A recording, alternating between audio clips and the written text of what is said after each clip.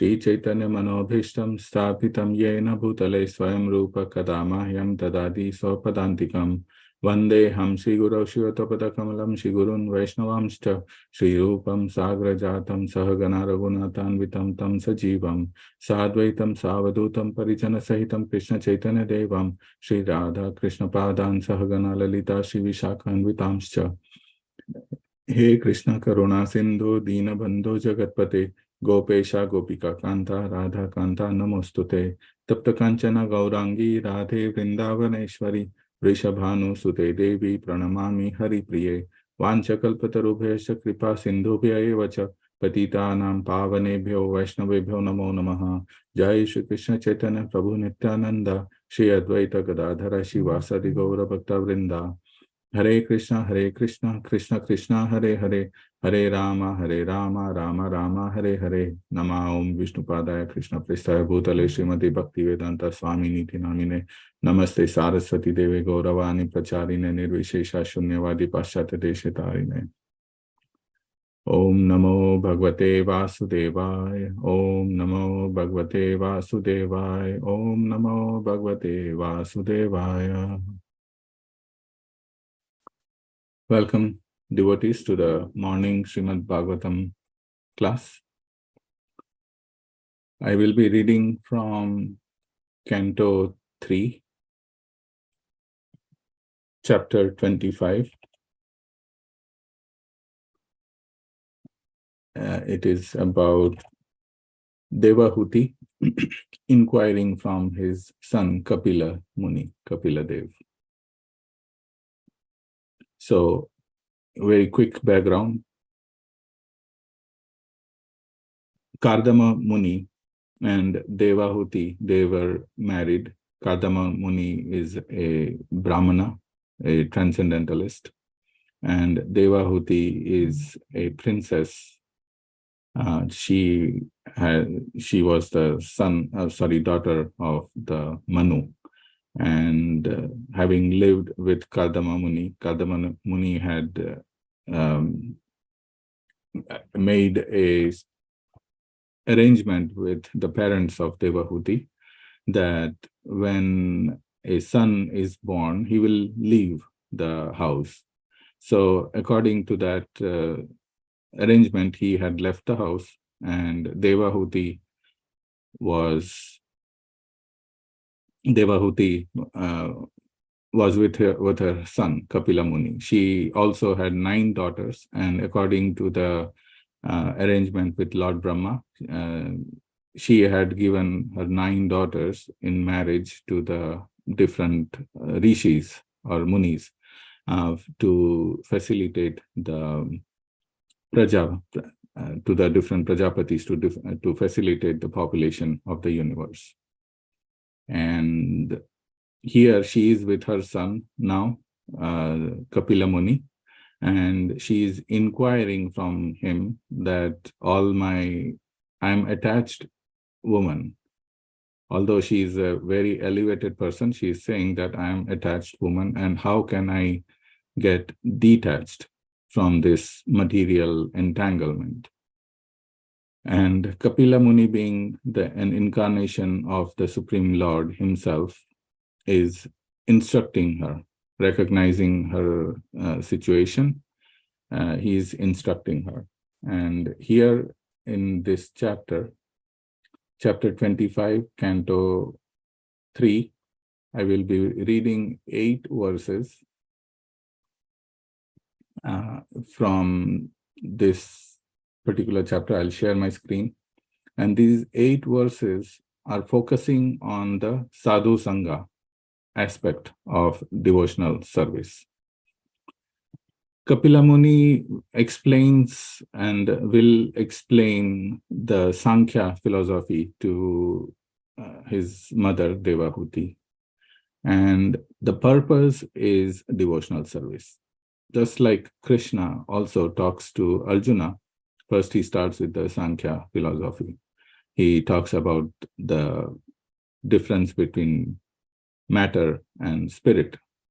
I am not this body, I am the spirit soul. Chapter 2, Bhagavad Gita starts with that, which becomes the base of Bhagavad Gita. which then culminates into Sarvadharman Parityaja Mam Ekam Sharanam Vraja, the devotional service, complete surrender into Krishna.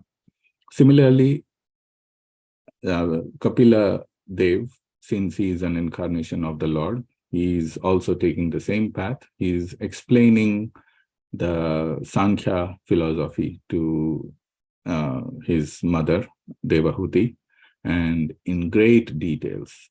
Like Krishna, because Bhagavad Gita is so compact, Krishna gave all the essence of Sankhya philosophy, but here Kapila Dev gives in the same Sankhya in like unimaginable great details with one purpose: devotional service, leading to devotional service, understanding the energies of the Lord, understanding how they work. By understanding, we naturally are able to detach if we are able to understand properly, which is also what Krishna says in the 4th chapter Bhagavad Gita, transcendental knowledge. Knowledge leads to liberation. So I will read, I'll share my screen. In this section, he's going to talk about the importance of Sadhusanga, or devotee association, for progress and getting to the next step. So I will read from verse number 20 through 27. These are a set of 8 verses. I'm not 100% sure this is the set, but there is this Ashtakam in this chapter, which is the Sadhusanga Ashtakam. Text number 20.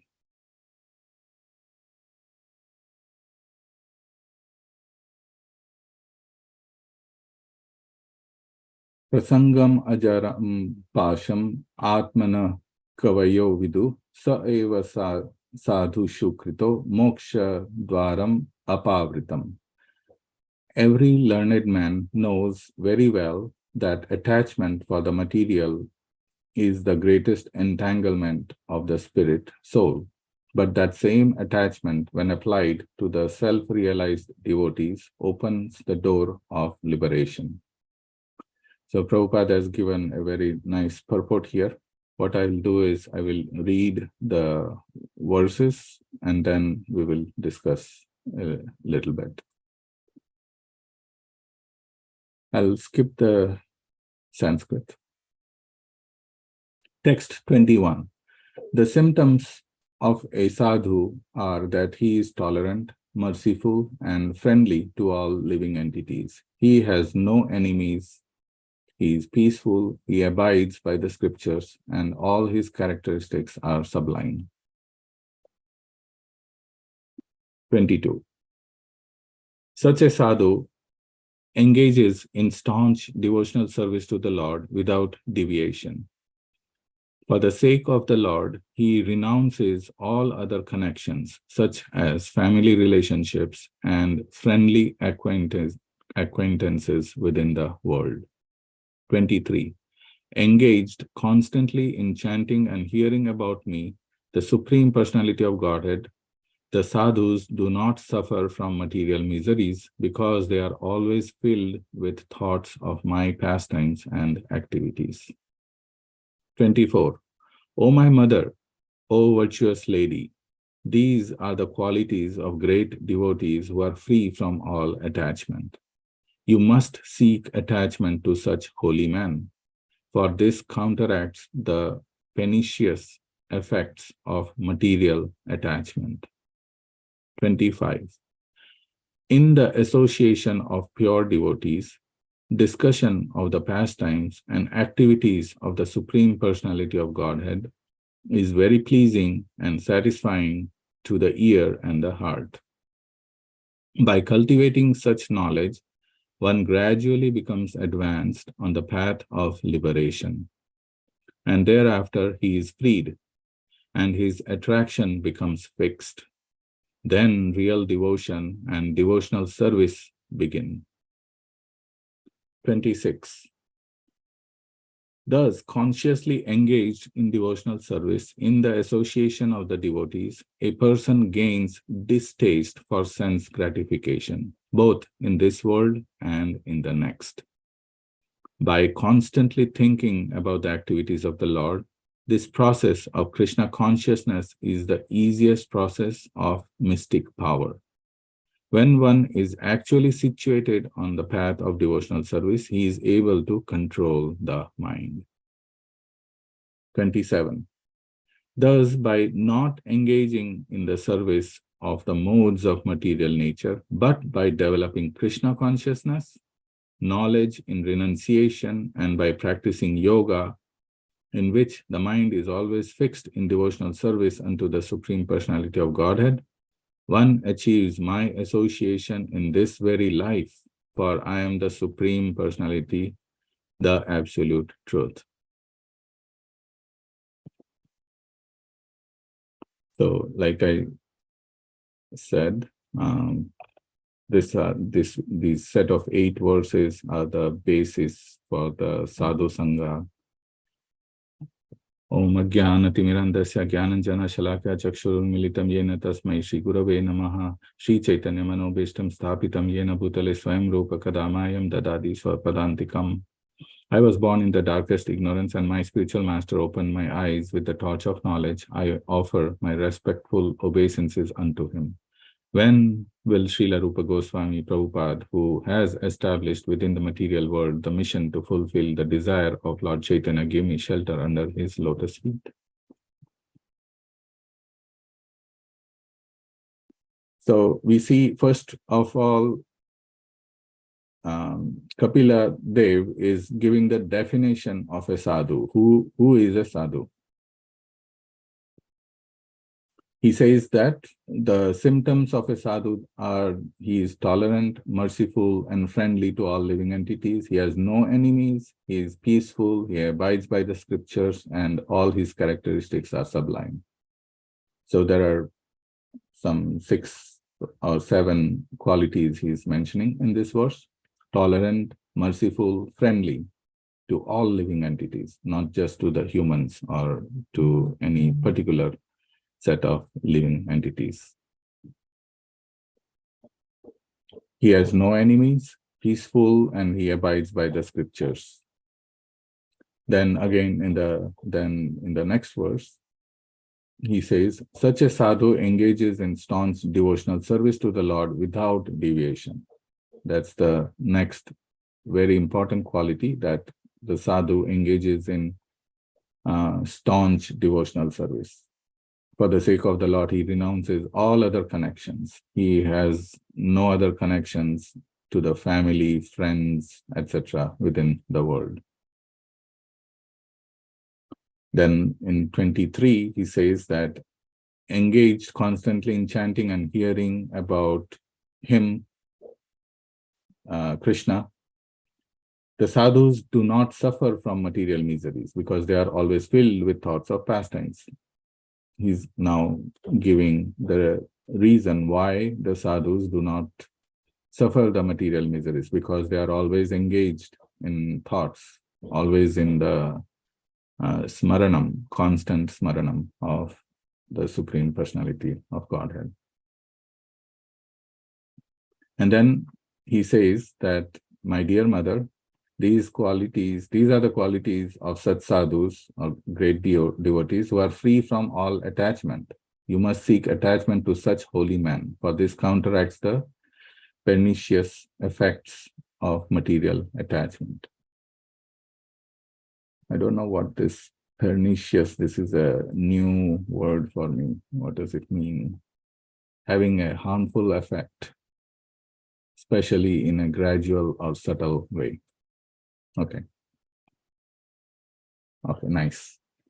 So Kapila Dev is saying that if you want to get detached, then get attached to these sadhus, because they are themselves detached from this material world, and by getting attached to them, one can counteract the effects, the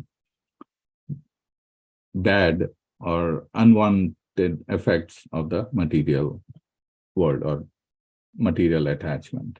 So if you want to get detached, which was the question raised by Devahuti to her son, this is his answer. And then he talks that in the association of such pure devotees, discussing, obviously, when we do Sadhusanga, what happens? We discuss bhajana kriya, bhajana. So the discussion of the pastimes of the Supreme Personality of Godhead. And by discussing, those discussions are very pleasing and satisfying to the ear and the heart. And by cultivating such knowledge, one gradually becomes advanced on the path of liberation. And thereby he is freed and his attraction becomes fixed. Then the real devotion and devotional service begins. And then he says that thus consciously engaged in devotional service in the association of the devotees, a person gains distaste for sense gratification, both in this world and in the next. And constantly thinking about the activities of the Lord. This process is the easiest process for everything. So this is another interesting thing that he's saying is the easiest process of mystic power when one is actually situated on the path of devotional service. This is again in the 11th canto, Krishna, Uddhava Gita, Krishna is telling Uddhava that devotional service includes everything. It includes the results of all the other all the other yoga processes, whether it is Jnana Yoga or Karma Yoga or Ashtanga Yoga. And I believe in the chapter 8, last verse, Krishna in the Bhagavad Gita, he also says a similar thing. He says in 8.28, a person who accepts the path of devotional service is not bereft of the results derived from studying the Vedas, performing sacrifices, undergoing austerities, giving charity, or pursuing philosophical and fruitive activities. Simply by performing devotional service, he attains all these, and at the end, he reaches the supreme eternal abode. Very powerful statement, very, very much in line with what he's saying, Kapila Dev here.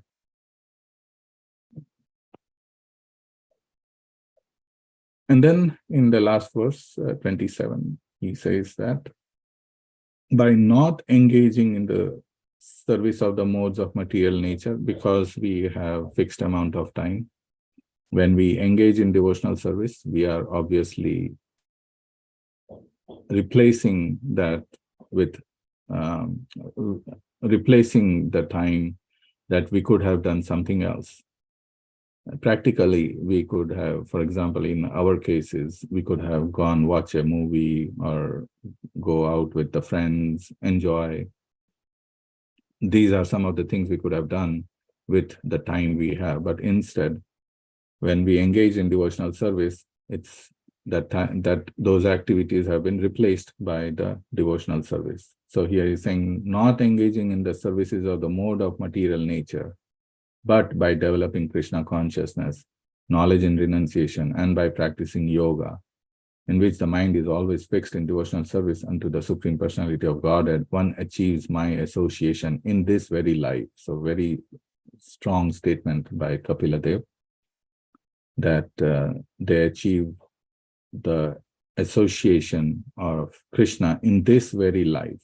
If we have questions like, okay, maybe, I have been going through so many lifetimes and I've been conditioned and it will take a few hundred births, or no, Krishna, Kapila Dev is saying, in this very life, for I am the Supreme Personality, the Absolute Truth.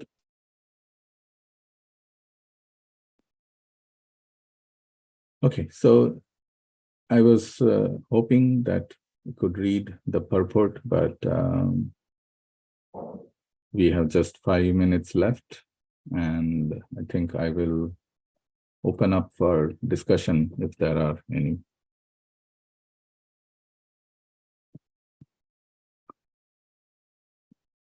Very important set of verses in this third canto, where Kapila Dev is talking very clearly about the importance of Sadhusanga, association with the pure devotees.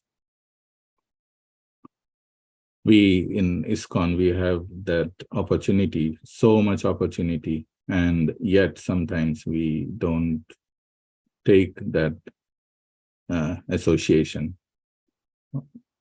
So,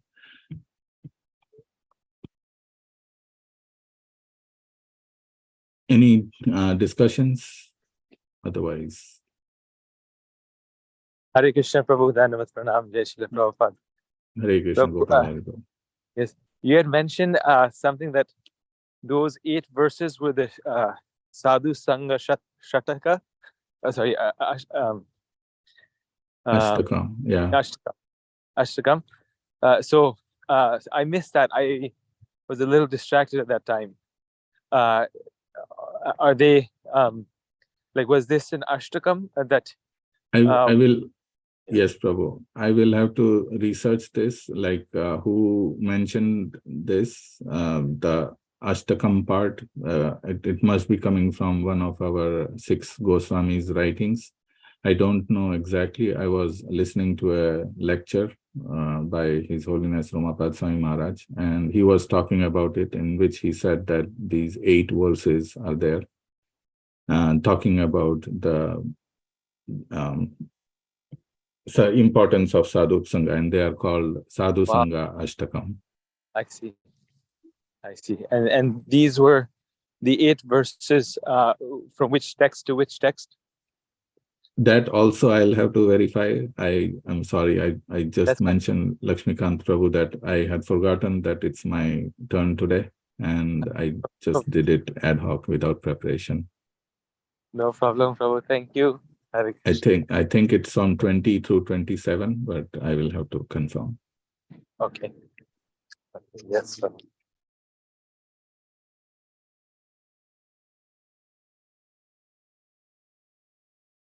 Okay, so we will stop here. Thank you very much for joining. Have a good, wonderful rest of your days. Vanchakalpatarubhayascha kripa sindhubhya. Sorry? Hare Krishna, Prabhu. Just want to thank you. Thank you. It's a very, yes, a very, powerful, set of verses, and highlighting these together with 8:28 of Bhagavad Gita. Ultimate. That is, thank you so much, Hare Krishna. Thank you, Mother. Vanchakalpatarubhayascha kripa sindhubhya vacha patitanam pavanebhyo vaishnavebhyo namo namah. Thank you. Hare Krishna.